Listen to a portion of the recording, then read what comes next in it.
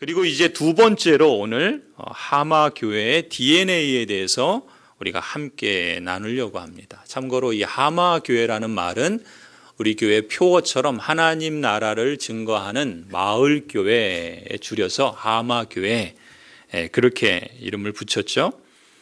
우리 교회가 진정으로 하나님 나라를 증거하는 마을 교회로서 거듭나기 위해서는 우리 안에 그에 걸맞는 문화가 있어야 될 겁니다. 그리고 우리 자신이 먼저 그것을 실천해야 한다라는 것이죠. 그런 가치들을 5가지로 묶어서 그것을 하마 교회의 DNA다라는 말로 표현해 보았습니다. 다시 말씀드리면 우리 교회가 하나님 나라를 증거하는 마을 교회라는 그 표어가 그냥 표어에 그치지 않고 우리가 하나님께서 이 땅의 지상에 교회를 두시고 또 우리 교회가 그러한 교회로서 하나님의 뜻을 따라서, 아니 이미 오래전에 우리의 믿음의 선배들이 걸어왔던 그 길, 그리고 우리가 함께 걸어가야 될 그 길을 온전하게 이루어가기 위해서 우리 안에 그 표어에 걸맞는 그런 가치들, 또 그것을 실천하는 구체적인 모습들이 우리 안에 있어야 된다는 것이죠. 그래서 그것을 우리 안에 넘치도록 드러내고 나타날 때 그것이 자연스럽게 이 마을을 향해서 흘러가게 될 줄로 믿습니다. 그걸 하마교회의 DNA라 그렇게 표현을 해봤습니다. 아시는 것처럼 우리 교회는 하나님 나라 복음을 중심으로 하는 함께 동역하는 교회 네트워크에 포함되어 있고 함께 동참하고 있습니다. 제가 거기서 함께 참여하고 거기서 배우고 또 함께 읽고 또 실천하는 그 내용들을 토대로 그 5가지 중심 가치들을 이번 주와 다음 주에 걸쳐서 함께 나누려고 합니다.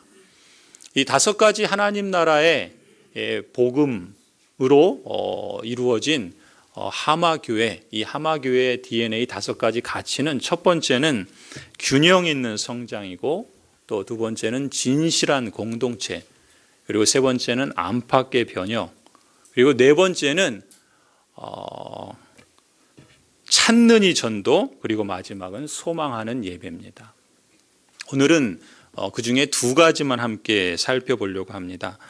우리 교회 2019년 교회 요람 첫머리에 이러한 내용들이 담겨져 있으니까 여러분 한번 집에 가시거든 한번 꼭 읽어보시길 바랍니다. 성도 여러분, 우리 교회가 강조하고 또 여러 번 말씀드린 것처럼 예수 그리스도의 핵심 사상은 하나님 나라입니다.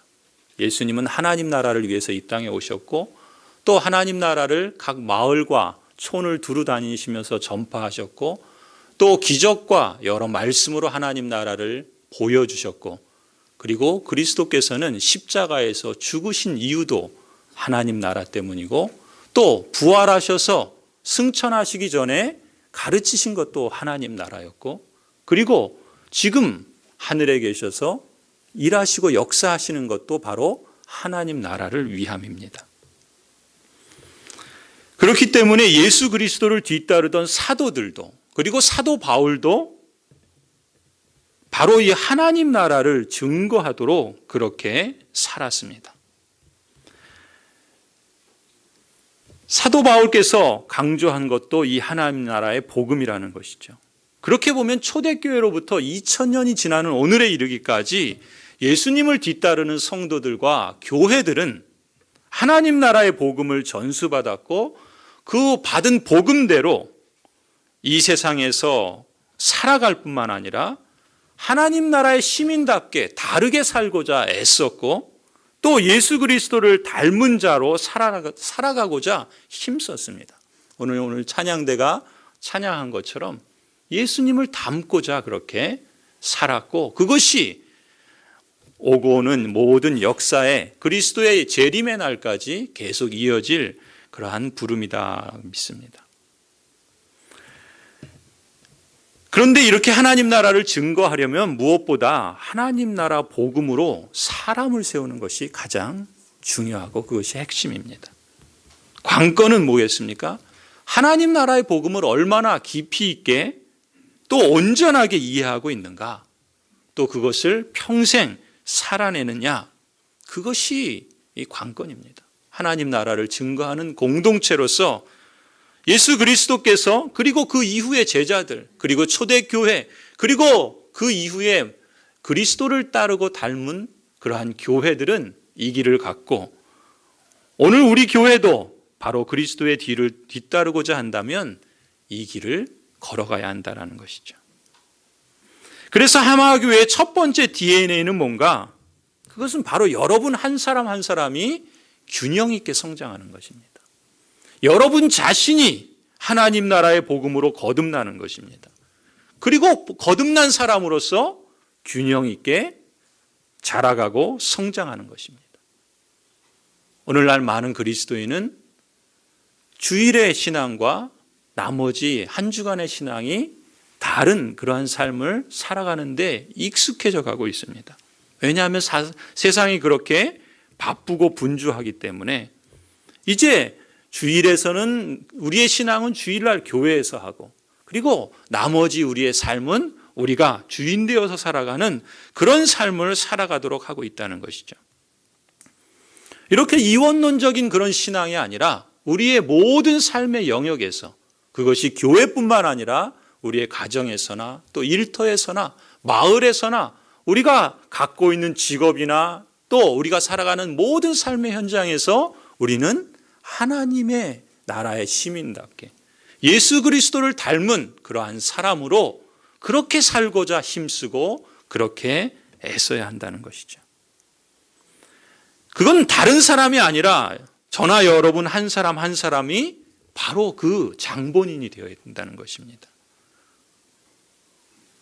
목사이기 때문에 그렇게 살아야 되는 것만이 아니라 그리스도인이기 때문에 그 길을 가고자 하는 것이고 내가 장로기 때문에 안수집사기 때문에 권사기 때문에 그 길을 가야 되는 것이 아니라 그리스도의 그 구속의 은혜를 힘입은 성도로서 그 길을 가야 함이 마땅하다는 것이죠. 오늘 22절에 이렇게 말씀합니다. 우리가 마음의 뿌림을 받아 악한 양심으로부터 벗어나고 몸은 맑은 물로 씻음을 받았으니 참 마음과 온전한 믿음으로 하나님께 나아가자. 성도 여러분, 그리스도인이 뭡니까? 오늘 19절에 말씀하고 있는 것처럼 예수 그리스도의 피를 힘입어서 하나님 나라의 지성소로 들어가게 된 사람 아닙니까? 그야말로 예수 그리스도께서 자신의 몸인 그 휘장을 찢어 새로운 생명의 길을 열어놓으셔서 우리가 그 예수로 말미암아 이제 악한 양심으로부터 자유케 되고 또 맑은 물로 씻음을 받아서 하나님 나라의 시민이 되었지 않았습니까? 그야말로 예수님은 그리스도인이라면 반드시 우리가 뒤따라야 할 위대한 큰 제사장이십니다. 무엇보다 여러분이 예수 그리스도의 피로 마음의 뿌림을 받아서 악한 양심으로부터 벗어나서 죄 씻음을 받은 자라고 믿으신다면 이제 참된 마음과 온전한 믿음으로 예수 그리스도를 하나님을 향하여 가까이 나아가야 할 줄로 믿습니다. 여러분이 예수 그리스도를 믿고 구원을 얻어서 온전한 사람 되는 것이 하나님의 뜻입니다. 여러분 자신이 하나님 나라에 속해서 그 나라의 시민답게 성장하는 것이 하나님의 뜻입니다. 여러분의 삶의 모든 영역에서 예수님을 닮고 균형 있게 꾸준히 지속적으로 점진적으로 성장하는 것, 이것이 하나님의 뜻입니다. 초대교회 성도들이 그것을 꿈꾸었고 또 실제 그렇게 살고자 그들의 핍박과 고난 속에서도 믿음의 길을 걸어갔던 것이죠. 성도 여러분, 그런 점에서 저나 여러분은 영적인 성장을 위해서 우리에게 이정표가 있다는 것을 기억할 필요가 있습니다. 많은 그리스도인들이 예수님을 만나고 회심한 후에 영적으로 어떻게 성장하는지를 잘 모릅니다. 영적 성장의 영역도 잘 모릅니다. 어떤 단계를 거치는지도 잘 배우지 못했습니다. 그저 열심히 봉사하고 기도하고 교회 생활하면 다 되는 줄 알았습니다. 하지만 어떠신가요? 여러분이 만일 영적 성장의 여정에 대해서 배우고 그 길을 따라왔다면 시행착오를 줄일 수 있었겠죠. 훨씬 더 성숙하지 않았겠습니까? 이 부분은 우리가 좀 더 자세하게 다시 다루도록 하겠습니다. 성도 여러분, 하나님 나라를 증거하는 마을 교회를 세우기 위해서는 무엇보다 여러분 한 사람 한 사람이 온전하게 세워지는 것에서부터 출발합니다. 내가 세워지지 않았는데 다른 누군가를 세울 수 없습니다. 내가 온전하게 성장하지 않는데 이 마을을 변화시킬 수 없습니다. 내가 온전하게 자라가고 있지 않다면 우리 가정이 온전할 수가 없습니다. 하나님 나라를 증거하는 마을교회 세우기는 바로 여러분 한 사람 한 사람이 그 출발점이라는 것입니다. 여러분이 하나님 나라의 복음을 받아들이고 거듭나는 것에서 출발합니다. 그리고 교회에서만이 아니라 삶의 다양한 영역에서 그 현장에서 균형 있게 성장하는 것으로 나아갑니다. 여러분 자신이 다른 삶을 사는 유익을 온전한 성장을 통해서 실감할 겁니다. 그뿐만 아니라 그때 비로소 우리 교회를 통해서 하나님 나라가 증거되는 그 현장을 실감할 줄로 믿습니다. 목사로서 제 자신에 대해 거는 기대와 바람이 있습니다. 그리고 목사로서 여러분에게 우리 교회를 향하여 갖는 바람과 기도가 있습니다. 제가 우리 교회에서 목회하는 기간만큼 여러분 한 사람 한 사람이 하나님 나라의 복음으로 균형 있게 성장하는 것입니다. 제가 이곳에서 사역하는 그 기간만큼 여러분이 그런 변화들을 실감할 수 있으면 좋겠습니다. 내가 하나님 나라의 복음을 듣고 그것을 받아들이고 내가 예수 그리스도의 피로 거듭날 뿐만 아니라 그만큼 달라지고 변화하고 온전하게 성장하는 것을 실감할 수 있기를 소원합니다. 제가 그것을 위해서 여기에 있는 겁니다. 여러분이 교회로 부르심을 받은 것은 바로 그것을 위함입니다. 우리 자신만이 아니라 우리 다음 세대에게도 하나님 나라의 복음을 책임 있게 잘 전수할 수 있기를 원합니다.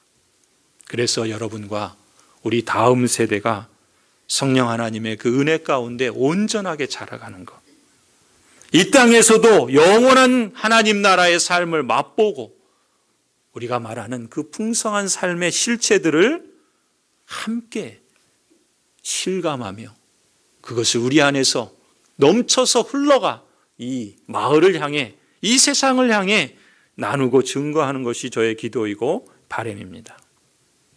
성도 여러분, 저와 여러분이 다 하나님께 더 가까이 나아갈 수 있기를 바랍니다. 가령 구체적인 그러한 실천들로 우리 교회에서 풍성한 삶의 시리즈 같은 이 영적 성장 과정을 진행하고 있지 않습니까? 여러분이 성장하기 위해서라면 욕심을 가지셔도 좋습니다. 여러분 자신이 그리스도의 온전한 모습을 닮아가기 위해서라면 여러분 거기에 투자하셔도 좋습니다. 이 세상에 그 무엇보다 더 값지고 영원한 것을 놓치지 않기 위해서라면 여러분의 시간을 아까워하지 마시기 바랍니다. 그리고 그러한 영적 성장 과정을 참여하는 것으로 내가 어떤 과정을 마친 것으로 이제 다 됐다 그렇게 그치지 마시고 영적인 습관을 만들어 가시기 바랍니다. 그것을 습관으로 삼아서 계속해서 살아갈 수 있기를 바랍니다. 영적인 아이에 머무르지 마시고 영적인 청년으로, 영적인 부모로 균형 있게 성장하고자 힘쓰고 열매 맺는 여러분이 되기를 간절히 축원합니다. 하마교회의 두 번째 DNA는 진실한 공동체입니다. 우리 23절, 24절을 같이 한번 읽어볼까요? 히브리서 10장 23절, 24절 같이 읽습니다. 시작. 또 약속하신 이는 미쁘시니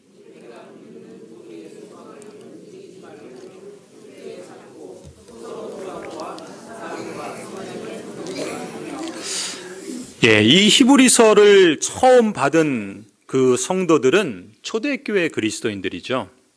우리가 아는 것처럼 초대교회 성도들은 안팎의 어려움이 있었습니다. 특히나 이 히브리서를 받는 이 성도들은 더 극심한 어려움이 있었습니다. 초대교회 가장 로마 제국의 핍박이 강할 때의 시대를 사는 사람들이었습니다. 외부에서 오는 그런 예수님을 믿는다는 그 자체만으로도 자기의 생명을 지키는 것이 어려운 그런 시대를 살아가는 사람들이었습니다. 더군다나 로마 사회로부터 다른 신앙과 다른 주를 모신다는 그 이유 때문에 주변 사람들로부터 왕따를 당하고 경제적인 손실을 입고 그 삶의 손해를 보며 살아가야 하는 사람들이었습니다. 그들의 평생을 지하 토굴에서 살기도 했고 또 가난을 늘 안고 살아가야 하는 그러한 삶이었습니다. 열악한 그러한 여건 속에서도 그런데 놀라운 건 오히려 그 시대의 초대교회는 무섭게 성장합니다. 그 성장의 비결이 무엇인가? 그들은 바로 하나님 나라에 살아가는 공동체 안에 있었기 때문에 그렇습니다. 일전에 그런 말씀드렸죠. 로마에 가면은 카타콤이라고 하는 이 지하 동굴과 같은 그런 초대교회 성도들의 거주지가 있다고요. 거기서 태어나고 거기서 죽어갑니다. 지하 수 킬로미터를 파고 들어가서 거기서 자신의 거처로 삼고 거기서 예배하고 거기서 먹고 거기서 죽어가며 거기서 묻힙니다. 그런 사람들이었습니다. 그런데 그 삶을 살면서도 기쁜 삶이었다고, 행복한 삶이었다고, 그들의 신앙을 고백하며 실제로 그들의 그 이야기를 들을 때 참 그들은 어떻게 그것이 가능했을까라는 것을 묻지 않을 수 없습니다. 그 중에 하나가 바로 그들과 함께 그 믿음의 길을 걸어가는 공동체가 있었기 때문에 그렇습니다. 공동체에 속한다는 것은 그리스도인에게 있어서는 엄청난 보호처이면서 또 복이기도 하고 특권이기도 합니다. 하나님 나라에 속한 사람은 공동체에 살아갈 때 힘을 발휘합니다. 아마 초대교회 성도들이 홀로 신앙생활했다면 오래가지 못했을 겁니다. 살아남지 못했을 겁니다. 하나님 나라의 복음을 받아들이고 그 믿는 도리의 소망을 굳게 잡으며 흔들리지 않도록 지탱해주는 공동체가 있었던 것이죠. 서로를 돌아보고 사랑과 선행을 서로 격려하면서 매서운 그 한파의 시련을 듣고 새싹이 돋아나고 그것이 자라서 열매를 맺고 꽃을 피우는 것처럼 초대교회 성도들은 공동체 안에서 그것이 가능했던 것입니다. 한 사람이 균형 있게 성장하는 것도요, 사실 홀로 하는 것은 쉽지 않습니다. 혼자 마음 먹고 결심했다가도 며칠 못 가게 되지요. 그런데 한 사람이 진실한 공동체 안에 있을 때 그의 삶은 균형 있는 성장을 이루어갈 수 있을 가능성이 훨씬 커집니다. 예수 그리스도를 닮아가는 것은 그저 어떤 과정을 마치고 제자 훈련 그 과정을 끝마쳤다고 되는 것이 아니지 않습니까? 영적 성장은 예수님을 믿고 주님께서 다시 부르실 그날까지, 주님께서 오실 그날까지, 우리의 인생이 마감하는 그날까지 우리 인생 전체에 걸쳐서 이루어가야 될 과정일 것입니다. 그 과정 속에서 우리의 약함이 있고 우리의 악함이 있죠. 그 약함과 악함을 숨기지 않고 드러낼 수 있는 공동체. 그것을 믿음으로 고백하면서 그런 모습 그대로를 받아줄 수 있는 공동체. 부족하고 연약하지만 그럼에도 불구하고 예수 그리스도를 닮아가려고 성령 안에서 함께 힘쓰고 함께 걸어가며 함께 돕는 그런 공동체. 누가 누구를 가르치려고 하기보다는 그 길을 조금 앞서 걸었든 좀 나중에 시작했든 서로를 용납하면서 서로를 세워주려고 하는 그런 공동체, 그런 진실한 공동체가 있는가 없는가에 따라서 한 사람의 온전한 성장, 균형 있는 성장이 제대로 결실할 수 있는지 아닌지, 그게 관건이라는 것이죠. 성도 여러분, 그저 함께 같은 공간에서 예배를 드린다고 동행하는 건 아닙니다. 같은 자리에 모여서 앉아 있다고 그것이 공동체가 아닙니다. 어떤 기관의 조직에 이름을 올리고 있다는 것으로 동행이 이루어지는 게 아닙니다. 두세 사람이 저 앞에 있는 하나님께서 우리를 부르신 그 부름의 상을 위해서 서로 손을 잡고 함께 그 목표를 향해서 보조를 맞추면서 함께 걸어가는 그 사람들이 공동체고 그 사람들이 동행하는 것 아니겠습니까? 우리가 한 마음 한 길 여호와를 경외하자라고 하는 표어를 세운 것이 왜 그렇겠습니까? 우리 모두가 한 마음으로 여호와를 경외하면서 진정 하나님 나라를 증거하는 마을교회로서 함께 동행하자는 것 아니겠습니까? 그 모습을 그려보는 겁니다. 그 모습을 상상하는 거예요. 우리 안에는 그런 모습도 있고 그렇지 못한 모습도 있습니다. 그러나 그것이 온전하게 보다 성숙하게 보다 아름다운 모습으로 변화되어지고 그런 모습을 살아가는 것을 꿈꾸며 그려가는 것입니다. 하나님 나라를 증거하는 마을교회의 DNA, 우리가 하나님 나라를 증거하기 위해서는 우리 자신이 먼저 온전하게 성장해야 되고 또 그런 성장이 진실한 공동체 안에서 이루어질 때 하나님 나라는 증거될 것입니다. 여러분 찬송가 221장 주 믿는 형제들 혹시 아시지 않습니까? 이 찬송가를 작사하신 분은 포셋이라고 하는 영국의 목사님이라 그래요. 이분이 1772년에 영국의 작은 시골 마을에서 여러 해 목회를 하셨답니다. 그러다가 이분이 런던의 큰 교회에서 청빙을 받아서 이제 이 작은 교회에서는 교별 설교를 하고 그리고 떠날 준비를 다 마쳤다 그래요. 마차에 책과 가구를 다 싣고 이 목사님이 떠나려고 하는데 교인들이 몰려와서 눈물을 흘리면서 그 목사님에게 고생스럽지만 여기 남아서 우리를 위해서 말씀을 증거해 주십시오. 먹여 주십시오. 라고 그렇게 졸랐답니다. 그때 그 사모님이 울먹이면서 여보 난 도저히 못 가겠어요. 그렇게 말을 했다 그래요. 그때 이 포셋 목사님도 목이 맨 목소리로 그렇게 말했답니다. 나도 마찬가지라오. 그래서 이 두 분은 우리 가지 맙시다. 자, 짐을 내려주세요. 우리는 안 가겠습니다. 그대로 있겠습니다. 그 말을 했다 그래요. 교인들은 환호성을 지르면서 그 목사님에게 달려들어서 짐을 다시 사택으로 들고 들어갔다 그래요. 그날 밤에 이 목사님이 쓰신 그 찬송가의 가사가 이 찬송가 221장이라 그래요. 주 믿는 형제들 사랑의 사귐은 천국의 교제 같으니 참 좋은 친교라. 피차의 슬픔과 수고를 나누고 늘 동고동락하면서 참 사랑 나누네. 진실한 공동체인 거죠. 교회라고 하는 만남은 어찌 보면 참 연약합니다. 어찌 보면 세상의 어떤 내가 돈 내고 회비를 내서 가입하는 그런 동아리보다 결속력이 약할 수도 있습니다. 이 시대는 어쩌면 다른 어떤 동아리 모임보다 더 매력이 없어 보이는지도 모르겠습니다. 교회에 속한 사람들이 흠이 많고 연약하기 때문에 그렇게 보입니다. 그렇지만 사실 이 교회만큼 하나님의 시선이 집중하고 있는 곳이 없습니다. 그렇지만 교회만큼 하나님의 신비를 담은 공동체는 이 세상에 없습니다. 교회는 그럼에도 불구하고 여전히 세상의 소망이고 여전히 하나님의 마음입니다. 저와 여러분 한 사람 한 사람이 왜 소중하고 왜 보배롭습니까? 우리 자신의 능력과 우리 자신의 지위 때문입니까? 우리가 갖고 있는 소유와 우리의 경험 때문입니까? 바로 존귀하신 예수 그리스도의 몸된 그 교회의 한 부분이기 때문 아닙니까? 이 세상에 70억의 인구가 있다 그러죠. 그 중에 우리 수를 따지면 몇 분의 몇이나 될까요?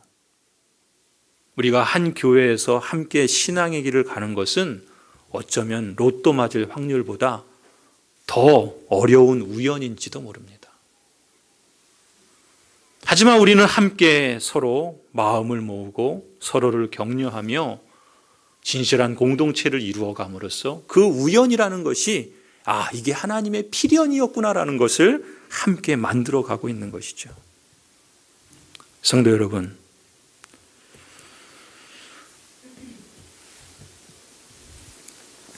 우리 삶에는 하나님의 일하시는 흔적들이 있습니다. 여러분, 작은 일이라도요, 그 속에 하나님이 하신 일들이 있다면 기록해 보시기 바랍니다. 그리고 그런 시각으로 우리 자신의 여러분의 삶을 보면서 하나님이 일하시는가라는 것을 한번 찾아보시기 바랍니다. 그리고 그러한 것들을 함께 나누는 것도 좋을 것 같습니다.